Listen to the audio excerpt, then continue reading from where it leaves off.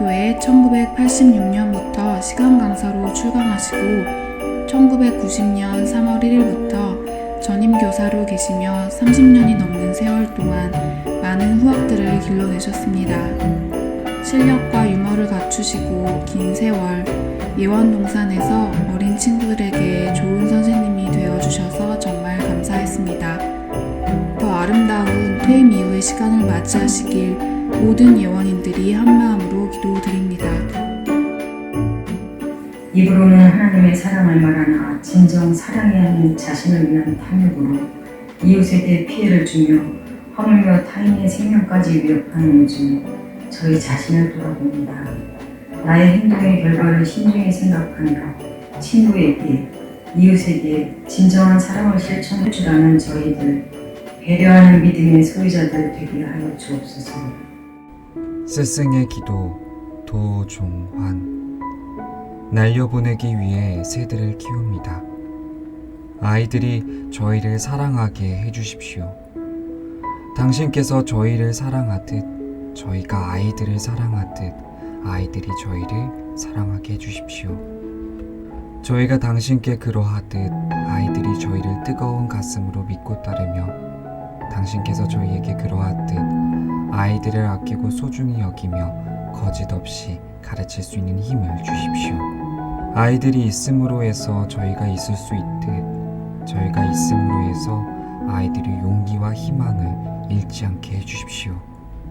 힘차게 나는 날개짓을 가르치고 세상을 올곧게 보는 눈을 갖게 하고 이윽고 그들이 하늘 넘어 날아가고 난 뒤 오래도록 비어있는 풍경을 바라보다 그 풍경을 지우고 다시 채우는 일로 평생을 살고 싶습니다. 아이들이 서로 사랑할 수 있는 나이가 될 때까지 저희를 사랑할 수 있게 해주십시오. 저희가 더더욱 아이들을 사랑할 수 있게 해주십시오.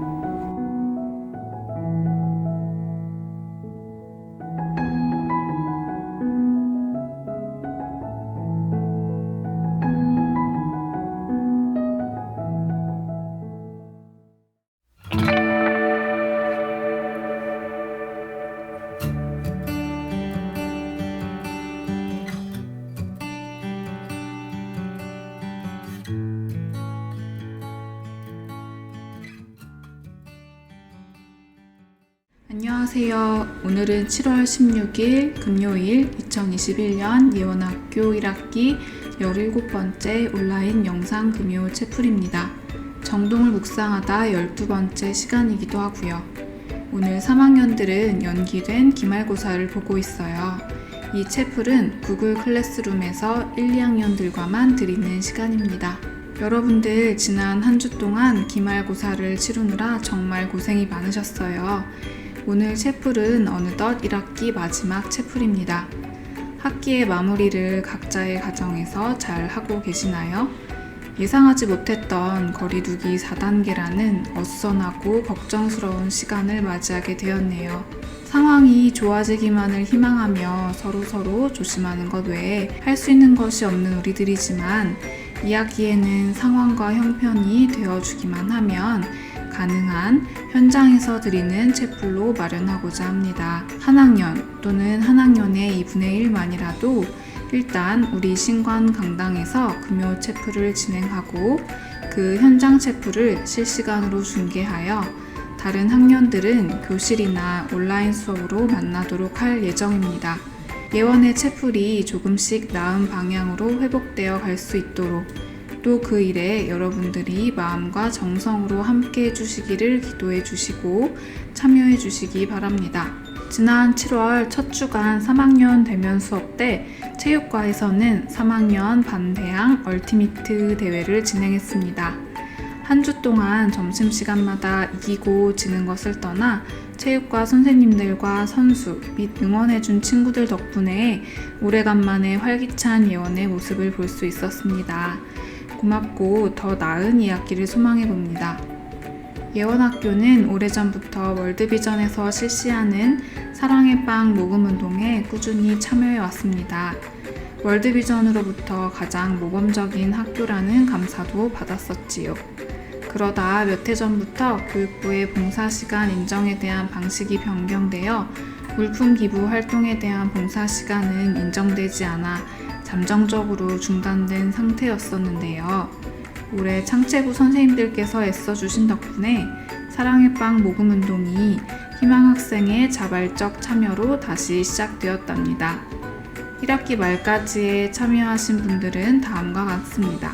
그 정성과 수고에 깊이 감사드리며 여러분들의 빵은 잠비아 아동들의 초등학교 컴퓨터실 건축과 PC 지원을 위해 사용된다고 하니 그 쓰임을 위해서도 함께 마음 모아 기도로 응원합니다. 오늘 1, 2학년들의 마지막 체프를 위해 기도는 3학년 8반 학급 선교부장 최린 학생이, 성경 봉독은 학생회 선교부장 김예은 학생이 준비해 주었고요. 특별 찬송으로는 48회 발렛과 졸업생 김민영 님이 인사말과 몸으로 드리는 찬양 영상을 보내주셨습니다. 2학기에는 신관 강당에서 또는 정동교회에서 여러분들의 다양한 라이브 특송을 기대합니다.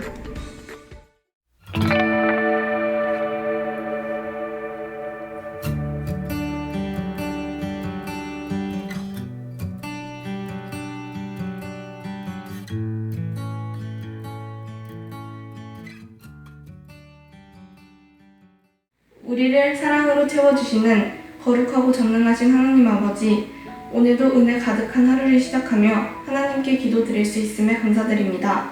비록 코로나19 바이러스로 인해 모두가 한자리에 모여 온전한 예배를 드릴 수 없지만 모두가 마음으로 함께하며 예배드릴 수 있게 해주심에 감사드립니다.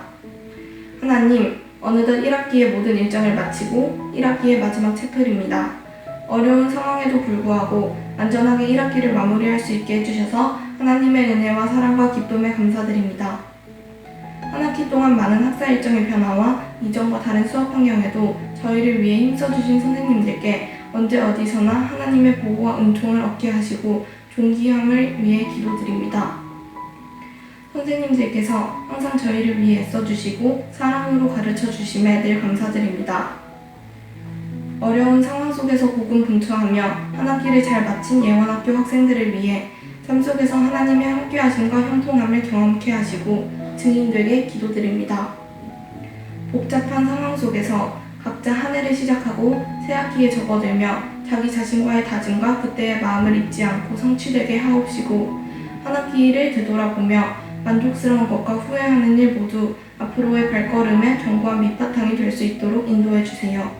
항상 저희와 함께 해주시는 예수님의 이름으로 기도드립니다. 아멘.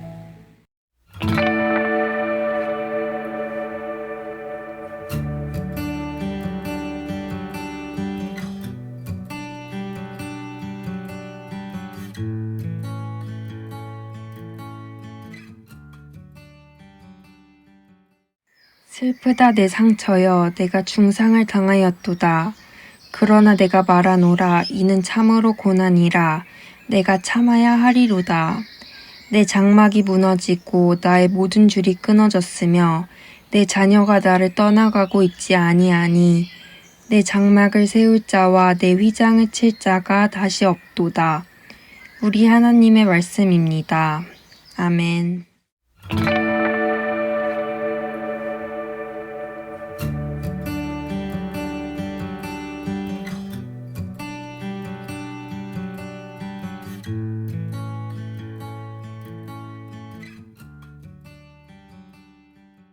안녕하세요. 예원학교 제48회 졸업생 서울예고 발레전공 2학년에 재학 중인 김민영입니다.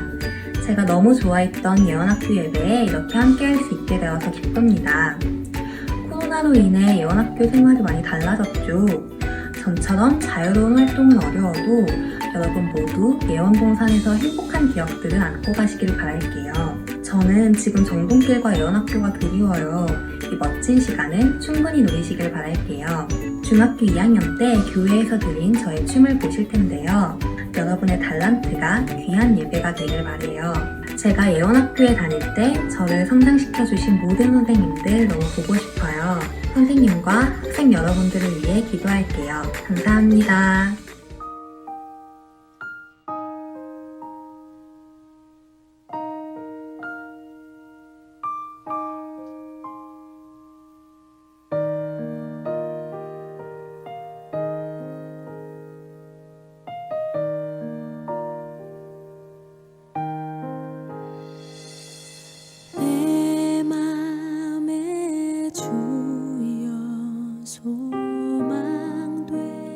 하소서.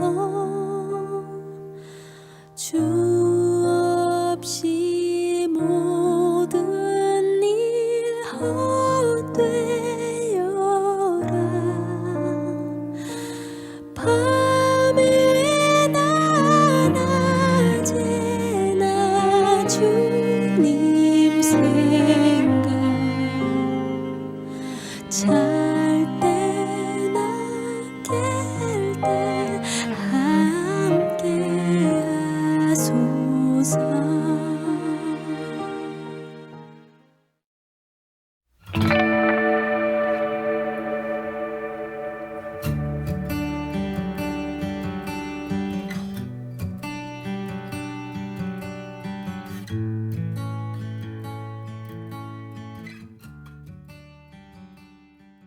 (7월 16일) 금요 채플입니다. 앞에서 상담 선생님이신 마리아 선생님의 안내에 이미 담겼듯이 오늘은 2021년 1학기의 마지막 채플이기도 하지요. 누구나 무엇이나 힘겨웠던, 그리고 아직 진행형인 코로나 시절, 작년 2학기에 이어서 올 1학기 한 학기 동안도 영상으로 준비할 수밖에 없었던 금요 채플을 저마다의 자리에서 성실히 마주해 주신 여러분들께 깊이 감사드립니다. 앞에 안내대로 2학기에는 부디 우리 강당에서 한 학년의 반만이라도, 더 나아가 한 학년만이라도, 조금 더 나아가 한 학년이 정동교회에서 그렇게 조금씩 회복되는 채플이 되기를 기도하며 바라봅니다. 여러분들도 함께 기도해 주세요. 거리두기 4단계라는 오히려 한 차원 더 강화된 상황을 마주하며 단단한 멘탈을 붙들기가 쉽지 않으시죠? 그 가운데서도 부디 차분히 원격 수업과 방학 준비에 몰두하는 지혜롭고 성숙한 모습을 보여주는 우리 1, 2학년들이기를 기대합니다.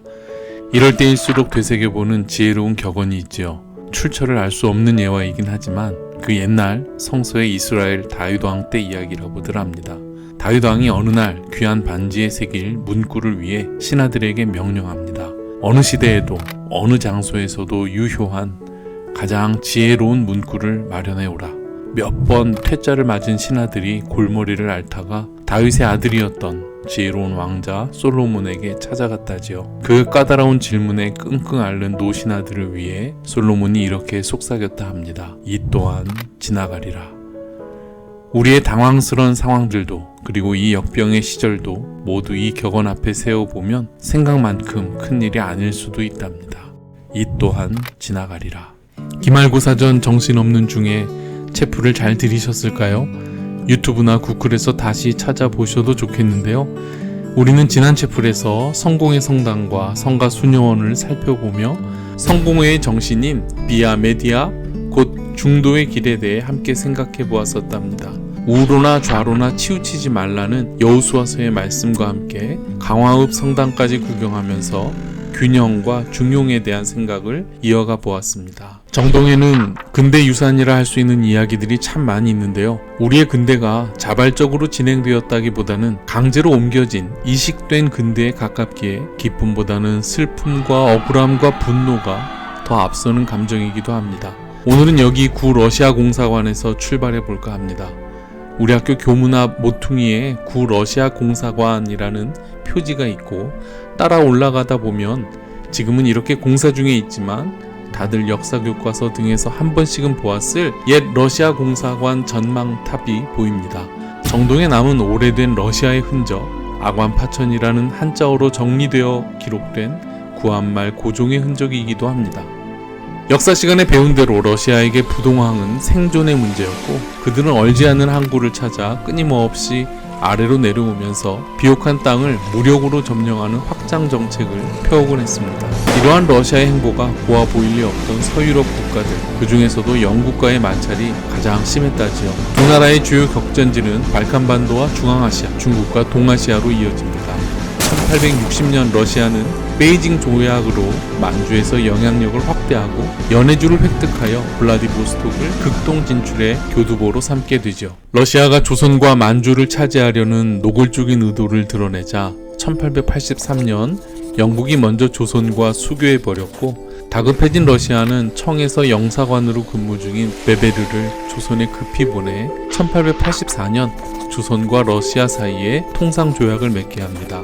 그리고 초대 총영사가 바로 그 베베르였는데 그는 영국과의 경쟁의식처럼 당시 정동에 있던 영국 영사관과 미국 공사관을 내려다볼 수 있는 언덕을 사들여 1890년 러시아 공사관을 마무리하게 되죠. 이 러시아 공사관을 지은 사람은 우크라이나에서 태어난 스위스계 러시아인이었던 사바틴으로도 발음되곤 하는데 우리는 사바틴으로 부르겠습니다. 그는 원래 조선 정부의 외교 고문이었던 웰렌도르프가 모집한 해관 건축을 담당할 기사로 조선에 들어오게 되었는데 인천과 서울에 남아있는 그의 많은 건축물들이 구한말 조선과 대한제국의 건축물로 고단한 역사와 함께 증인처럼 남아있습니다.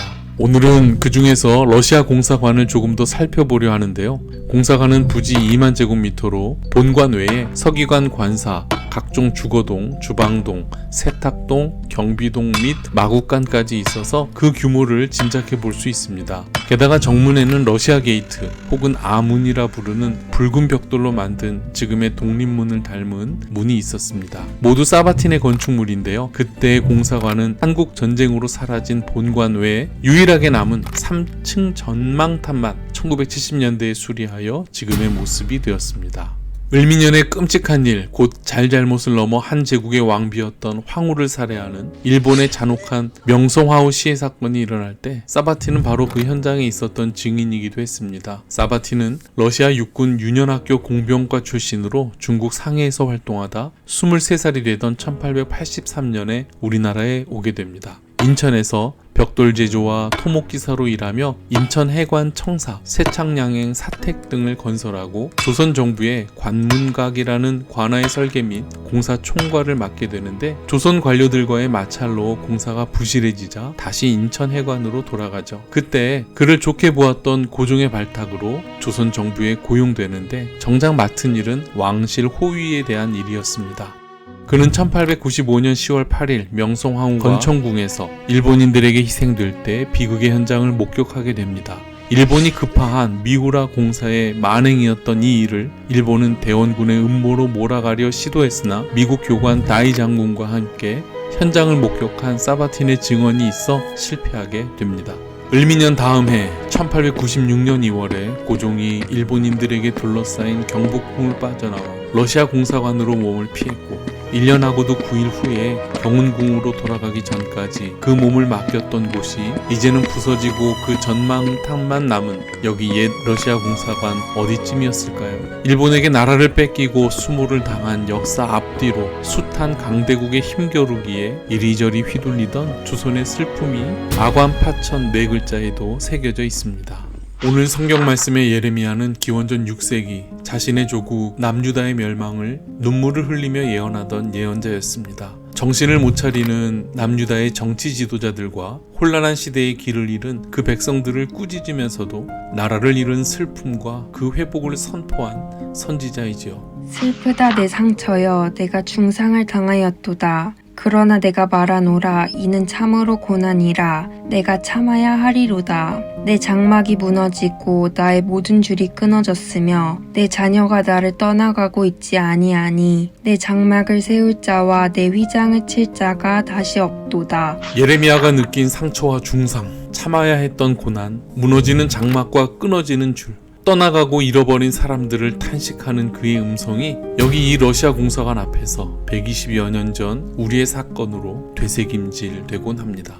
사진으로 남아 확인하는 사바틴의 옛 러시아 공사관의 모습에서 이 작은 나라의 과시하던 육중한 건물로 위압적인 모습을 보였던 러시아를 비롯한 우리를 둘러쌌던 열강들의 힘겨루기를 잊지 않아야겠습니다. 그리고 그 힘겨루기는 과거형에 그치지 않고 현재 진행형이기에 그 쓰라린 과거가 반복되지 않으려면 어른들은 어른들대로 여러분은 여러분대로 지금 여기서 우리가 무엇을 해야 하는지 모두 깨어있기를 바랍니다. 가까이 전쟁의 일부만 처연이 남은 러시아 공사관이 근대의 풍경을 넘어 역사에 눈 감고 외면하려는 우리를 내리치는 죽비가 되기를 바랍니다.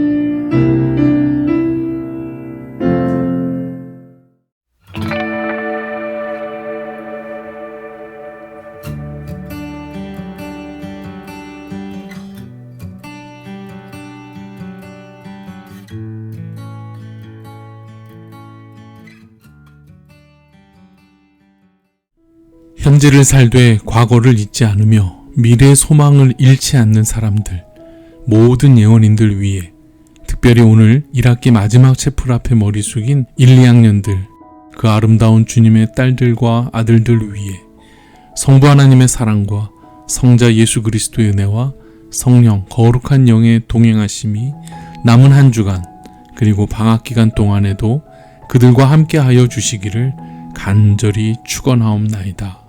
아멘.